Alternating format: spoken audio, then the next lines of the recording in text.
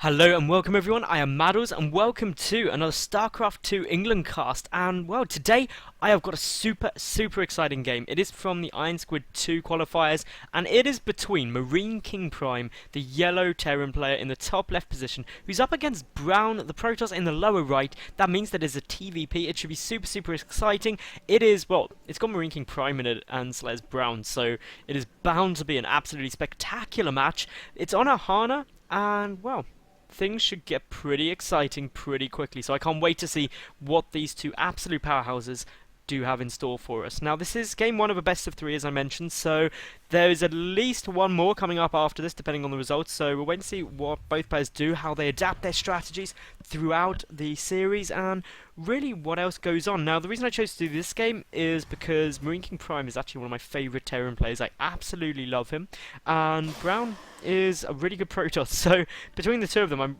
I'm kind of hoping this is going to go 2-1, but we'll wait and see. Anything can happen. Basically, all the options are still open. Now, for the moment, their strategies are all pretty normal. The barracks coming down, MarineKing Prime walling off just because he can, Slayers S. Brown just getting up the gateway, so really, it's to be expected. Now, the follow-up to this is pretty diverse. On the one hand, MarineKing could go for anything from, well, judging by this refinery, it's not going to be a one-racks command center. He could go for a 1-1-1 build, which will be very annoying and potent, especially if he just comes and kills them, which always works well. There's good opportunity for drops due to this cliff edge. Meanwhile, Brown, he can as well go for anything from a 1-gate, 3-gate, 1-gate Nexus, 3-gate Blink Stalker with an OBS because, well, there's this nice cliff area again. So this map offers itself for a lot of different strategies, and I can't wait to see how it goes. This wall-off is complete, and this is very important when you're getting a gas because, well, even if you're not getting a gas, to be fair, completing this wall-off ASAP results in this probe being unable to get within the base, unable to get the vital scouting information of how many gases are down and at what time they are taken. So, really good play there. The first Marine is about to come down. Meanwhile, looking here for Brown, he's getting up his Cyber Core, his second assimilator, so 2 gas pretty early on, and 3 probes rather harvesting in there as well, so that's important by itself. The reactor getting chucked down straight away, so I don't know if the probe saw that. I don't think it did actually, so straight away, lack of information there. The second barracks following this up, so a lot of Marines are going to come out fairly quickly. The first Marine just being aggressive, forcing this probe to go all the way back to base, failing in his one and only job. He's going to get back and be like, probe, you had one job, probe, why didn't you succeed with it? And he'll be like, because there was a wall and I just couldn't get over it. And they're like, but you can fly. Look, you're floating. Why didn't you fly over the wall? And I'll be like, because Blizzard didn't let me. And it's all very bad times. But anyway, the reactor down from MarineKing. The second barracks nearly finished up. We've got supply depots. The 1 gas still happily mining away, so that is all good. The double gas here. 3 probes in each gas. That means a lot of gas is going to be available. They're nearly up to 100 gas. So there we go. We've got the robotics facility coming down, so it's all looking pretty fun. The probe coming up is going to get some critical scouting information, though. Sees, hey, there's a reactor there. That is important. Doesn't see the second factory, though, or the tech lab. That is really important for MarineKing Prime right now, who's getting up his factory as well behind this. He's getting his second gas. So both these players are staying on one base for quite a long time, neither showing any signs of wanting to expand anytime soon. And who can blame them? Because generally, at this level, if you expand too early without really being quite confident that your opponent isn't going to come and kill you, you end up dying. So that is why these two obviously wanting to scout out. MarineKing actually hasn't done much scouting at all. I don't think he's even left his base. He hasn't. Now just putting these Marines on the low ground ramp, denying any more scouting, basically denying the information of whether this command center's come down or not, which is of course what you always want to do in this situation, because as long as your opponent isn't aware of your expansion timings, your tech timings, etc., you can run into some problems. Now, we should see a scan come down at some point, I would imagine, or at least units come over, because, to be honest, MarineKing, he's got no information at all. He doesn't know this Nexus is coming down. He doesn't know about this robotics facility either. So far, this robotics facility has only produced the Observer, happily now going across the map, so that will give good scouting information everywhere. We've got the tech lab coming down on the factory. We've got Stim nearly half done now, so, of course, Stim a critical upgrade, and finally, the starport is a starting. So, it's a really tech-heavy, tech-focused build, getting as many units as possible. What is this factory going to be used for?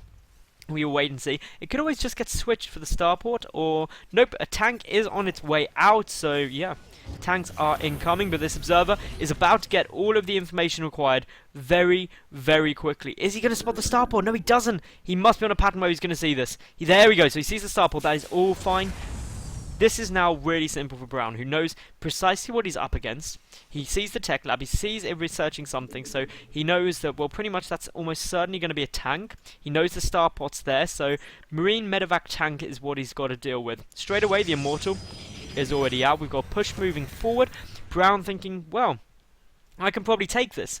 This is really early game. You're not going to have too much stuff. The Marines are moving across there, and the Marine number is actually pretty high, 19 out on the field already. But these 4 sentries are going to have to be careful. Stim is not done yet, but it's about to finish any second. So, of course, once that Stim is done, could potentially allow a dart forward and sniping down some units. There's a Stim on a couple of those Marines trying to get the Immortal. If they do manage to do so, that'd be an absolutely massive win there. But the Force Wheel goes down just in time. But there's a small gap, and MarineKing is able to push through. And now Brown is in a lot of trouble. He's got to defend this just perfectly. His sentries do have a bit of energy left, but not as much as they did have. Of course, 4 force fields were used there, and now it's just a case of I've got to hold this ramp, I've got to defend it well. The second Immortal is now a chrono boost coming down on the third, which will be the second on the field after losing one. But MarineKing, he's pushing up, he's going to be able to get a siege position, and he does get that, and that is so important to him. But the Immortal will take out the tank very quickly.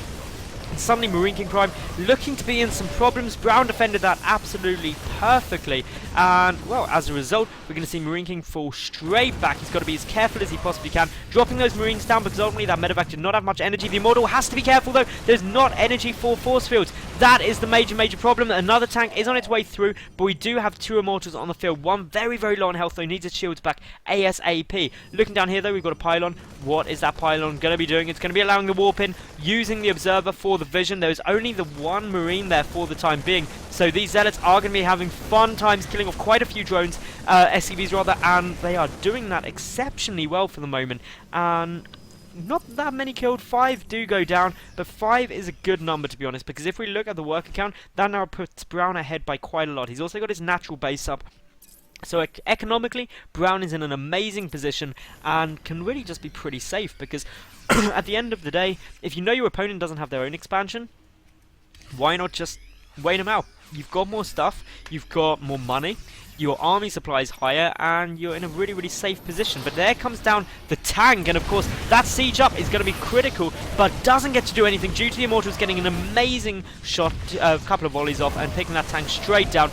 And to be honest, this is now major problems for MarineKing, who is, well, falling very steeply behind in terms of the supply count. He's falling behind in terms of the army count and the tech count. Generally, things are looking pretty bad. That supply depot is going to go down, but it doesn't matter because MarineKing does not have enough supply in order to get supply blocked. But, well, the push still coming forward. Brown picking off things here and there, gets a reactor, and it may not be huge amounts of damage, but if we look at the resources lost, nearly double that loss for MarineKing compared to Brown right now, who does also have, of course, his natural base up. He has the tech advantage. He's still getting out probes, and is taking an 11 worker lead, which at this stage of the game is nothing to be too shy of. We do have these Marines finally picking off that pylon down there, the double tank in position. The minerals here will last a little longer, but of course the worker count for MarineKing can't really go any higher, because as you can see, he's already oversaturated the space, so he's not going to gain too much more from it.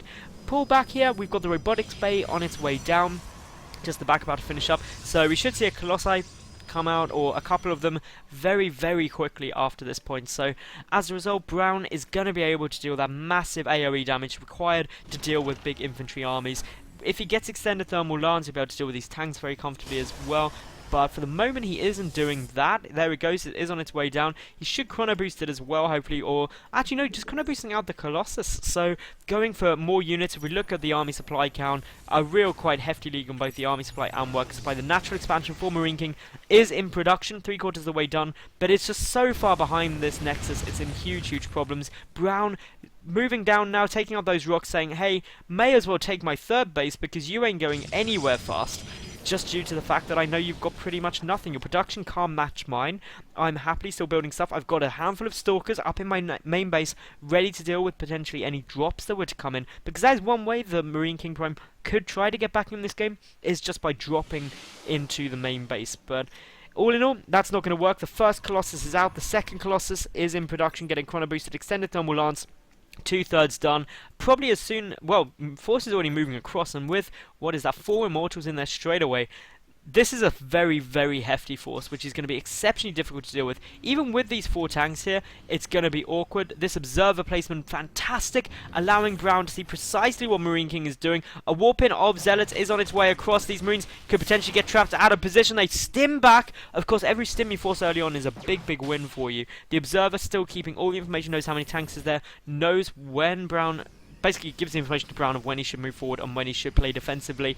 The Twilight Council coming down, more gateways coming down. Vikings only just now starting in production, so no Vikings to deal with these 2 Colossi. The second Colossus is on its way across the map. The Marines trying to edge forward, but of course all the information being given very, very comfortably here by the Observer. Needs to be careful not to go into range of those tanks until he is completely ready to do so. The factory trying to come down, trying to scout, trying to get all the information, but here we go. The forward move goes, and how much damage is Brown going to be able to do here? The tanks are besieging, they're focusing down the Colossi. ASAP managed to get 1, but of course those Immortals just doing oh so much damage. The Marines taking a lot of fire as well. The tanks are getting cleaned up. Brown now with a 40 supply advantage. I think this is pretty much going to be it, guys. The SCV is getting pulled, which is never a good sign, but of course MarineKing is going to want to hold on for as long as he possibly can, but the Colossus is doing just so much damage. 15 kills already. And of course, the Marauders now cleaned up. I expect to see a GG any second. And there we go. So guys, that was game 1. We will be seeing you at game 2 any second. If you like this one, like the video, subscribe, and leave a cool comment. I'll catch you at game 2, which is on my channel right now.